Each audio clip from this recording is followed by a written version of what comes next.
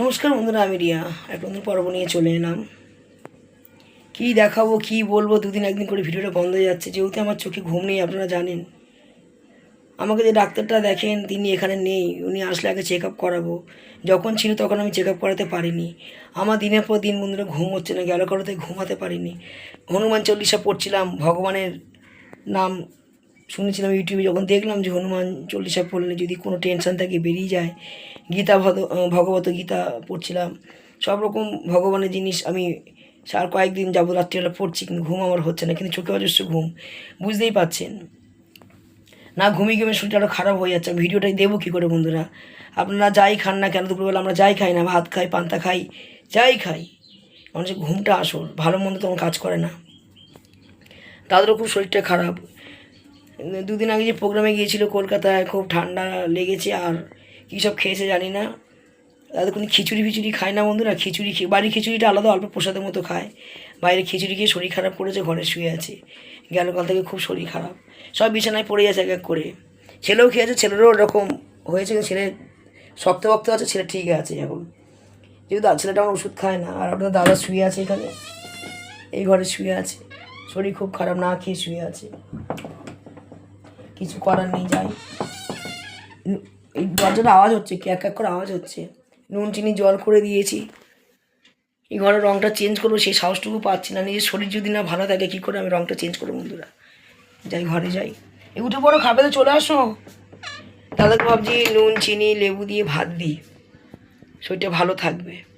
আর আমি রান্না করেছি বন্ধুরা, রান্না দেখাতে পারিনি, ফুলকপি আলু ডিম দিয়ে ঝোল করেছি, এক তরকারি ভাত, আর কিছু করিনি। আর ভাজাভুজি বলতে শুধু আছে অল্পটুকু গাঁটি কচু আছে, আর একটা ফুলকপি রয়েছে, তা ভাজিনি। যেগুলো ফুলকপি ভাজিনি কেন, ফুলকপিটা যদি রান্না করেছি ডিম দিয়ে, শর্টকাট, বেলা হয়ে যাচ্ছে, আর ভাত রান্না করে ছেড়ে দিয়েছি। আর কিছু রান্না বান্না করিনি, চলুন দেখাচ্ছি আমি কী রান্না করেছি। নিয়ে চলে এসেছি বন্ধুরা, এইটা হচ্ছে গেলো কালের ভাত, দাদা খাইনি, আগেই বলেছি। আলু সিদ্ধ দিয়েছিলাম, নুন জল দিয়ে যদি খায় ঠান্ডা ভাতটা পেটে ঠান্ডা লাগবে। আর এখানে এখন দুধের চালের ভাত বসিয়েছি। আর এখানে যেটা বলেছিলাম এক তরকারি ভাত, ফুলকপি আলু ডিমের ঝোল ভাত, এই হচ্ছে রান্না। আর ফুলকপি গাটি কচু রয়েছে, আর রান্না বান্না করলাম না, শরীরটাও ভালো নেই, আগে একটু ঘুমাই, তারপরে সব কাজ হবে বন্ধুরা। সব দিন বন্ধুরা সমান যায় না, ভালো মন্দ হয়, কোনো দিন ভালো মন্দ রান্না হচ্ছে, কোনো দিন এইভাবে খেতে হবে।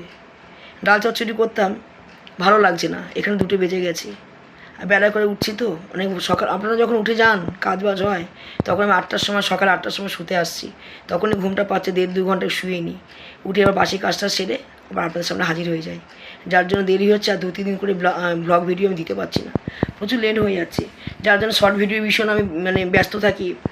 দেখি 2-4টে করে ছাড়া যায় কি না, টার্গেট করি 3টে করে 4টে করে শর্ট ভিডিও ছাড়তে, কিন্তু রিলস ভিডিও কি মুখে কথা বলা, কিন্তু সেটাও করতে পারছি না। বসলে ঝিম আসছে, যে ঘুমাতে যাবো, ঘুম হচ্ছে না, হয়তো সেরকম মেডিসিন পড়ছে না কি কি। আগে বাইরে কয়েকটা ভিডিও করি, আমরা অনেক দর্শক বলেছেন আমাকে, দিবা বাইরে ভিডিও দিচ্ছেন না কেন? আমি জানি শুনে শুনে বন্ধুরা কানটা আমার পচে যাচ্ছে, আমি অবশ্যই বাইরে ভিডিও দেবো, আগে আমি সুস্থ হই। আমি যদি না হাঁটতে পারি ঠিকভাবে, কী করে বাইরে ভিডিও দেবো? ও জ্বালা গরমটা আমি সহ্য করতে পারছি না, শীতকালেই এত গরম লাগে, তাহলে গরমকালে আমি কী করে চলবো জানি না, আর কী করে ভিডিওটা নিয়ে যাবো। ভিডিও শেষ করতে পারিনি বন্ধুরা, ঘরটা বন্ধ করে চলে এসেছি, ধূপ ধুনো দিলাম তো সন্ধ্যে হয়ে গেছে। একটা ভিডিও দেখুন সারাদিনে চলে যাচ্ছে বন্ধুরা, জানি না ভিডিওটা আমি কখন শেষ করবো, ঠিকমতো রান্নাবান্না করে দেখাতে পারছি না, প্রচুর গরম লাগছে। আপনাদের ওখানে তো খুব ঠান্ডা পড়েছে, আমাদের এখানে কি গরম, কলকাতা গরমের শহর হয়ে গেছে, কিন্তু বাইরে একটু ঠান্ডা আছে। একটু বসে পড়ি, কিছুটা ঘরের কাজকর্মগুলো করলাম, বাড়তি পড়ে থাকে তো কয়েকটা, যেহেতু আমার ইউটিউবে যে ব্লগ আগের যে ভিডিওগুলো ছিল বন্ধুরা, আমি এডিট করে রাখার সময় পাইনি, ওগুলো তো ছাড়তে হবে এক এক করে, সেই জমানো ভিডিওগুলো একটু একটু করে এডিট করছি, কিছুটা ভিডিও করতে পারিনি, সেগুলোকে ভিডিও করে জয়েন করছি, কিছু করার নেই, কারণ ভিডিও ঠিকঠাকভাবে না দিলে আমি তো কন্টেন্ট নষ্ট হয়ে যাবে আমার।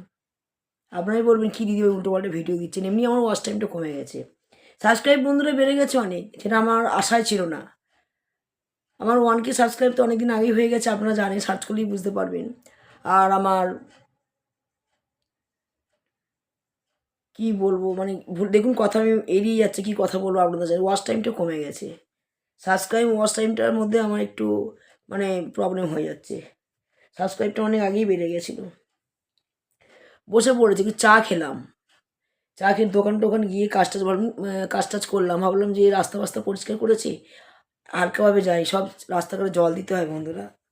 পৌরসভার লোক তো, পৌরসভার লোক কাজ করে চলে যাবে, গাছগাছালি ভর্তি, জায়গা জমিগুলো এমনভাবে খালি করেছে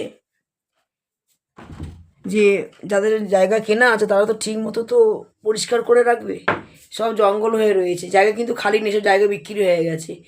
যাদের বড় জায়গা তার ফ্ল্যাট কিনে, যারা কিনে রেখেছে, কম টাকা দাম ছিল তখন তো হাজার হাজার টাকা মানে জায়গার দাম ছিল, এখন তো লক্ষ লক্ষ টাকাও তাও পাওয়া যাচ্ছে না জমি।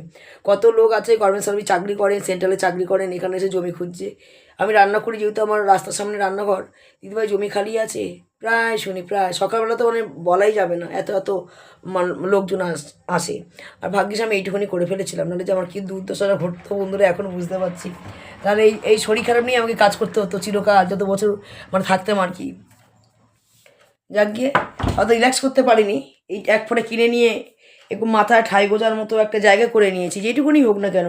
ছোটো বড়ো 3টে ঘর করেছি, বারান্দা করেছি, রান্নাঘর, তারপরে বাথরুম, যা যা লাগে, এই পাশে জায়গাটা ছাড় আছে। এবার টার্গেট আমার বন্ধুর উপরের ঘর, তা যার জন্য এত লড়ছি, দুটো দোকান আর যদি ঘরদোর করে যেতে পারি তাহলে আমি একটু মুক্তি পাবো, ভবিষ্যতের জন্য ছেলেমেয়ের মুখছে। যার যতই থাক না কেন, তাও একটা মা তো, এখন তো বুঝতে হচ্ছে চাকরির বাজার খুবই খারাপ। আমি ছেলেকে বলেছিলাম, আমার ছেলে আগে ইউটিউব করতো, ওকে সাপোর্ট দিয়েছিলাম প্রচুর, ইউটিউবটা করলো, পয়সাও খরচা করলো, কিন্তু করতে পারলো না, ঠিক নিয়মিত ভিডিও দিতে পারলো না। দেখুন বন্ধুরা, যে কোনো কাজ সোজা না, যে কোনো কাজ অত সোজা না, কাজ করতে লাগে ঠিক মতো। মেয়েও করলো, মেয়েও স্টপ হয়ে গেল, ছেলে করলো, আমি বুঝি এইটার ব্যাপারটাই আলাদা হয়ে যায়।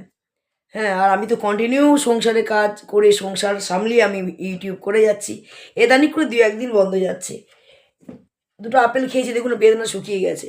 এটা বেদনাটা মেয়ের জন্য কিনে দেওয়া হয়েছিল, অনেকগুলি বেদনা নিয়ে গেছিলো, আবার মেয়ে ফেরত নিয়ে এসেছিল অনেক দিন আগে, সেই বেদনা শুকিয়ে গেছে। এই কাল কেটে রস করে খেয়ে নেবো।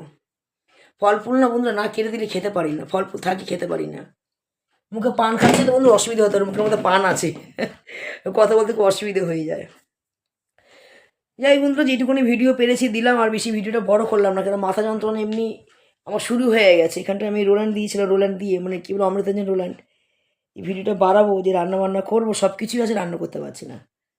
যার জন্য দাদাকে বললাম তুমি বাজার দিকে যাই, বাজারের দিকে রুটি অর্ডার করলাম। রুটি অর্ডার কেন করলাম, আমি সহজে কারো হাতেটা খাই না, পাঞ্জাবি তো, মানে একটু ভেজ ভেজ খায়, ভালোই হয়েছে উনানের রুটি, ভালো লাগে বেশ। সবাই খাচ্ছে দেখে আমিও কিনি, পরিষ্কার দেখে নিলাম, বেশ পরিষ্কার পরিচ্ছন্ন। হুট করে বন্ধু আমি কারোর হাতে জিনিস খেতে চাই না। যাই বন্ধুরা, ভিডিও বেশি বড় করলাম না, আমি এখানে শেষ করছি, কারণ শুতে হবে, আর ভিডিও বানাতেও পারবো না। জানি না কি যেমন তেমন ভিডিও দিলাম, কিছু মনে করবেন না। যদি ভিডিওটি ভালো লেগে থাকে লাইক শেয়ার কমেন্ট করতে ভুলবেন না, চ্যানেলটা সাবস্ক্রাইব করে রেখে দেবেন নতুন ভিডিও পাওয়ার জন্য। আর আগামীকাল দেখা হচ্ছে, আজকে টাটা।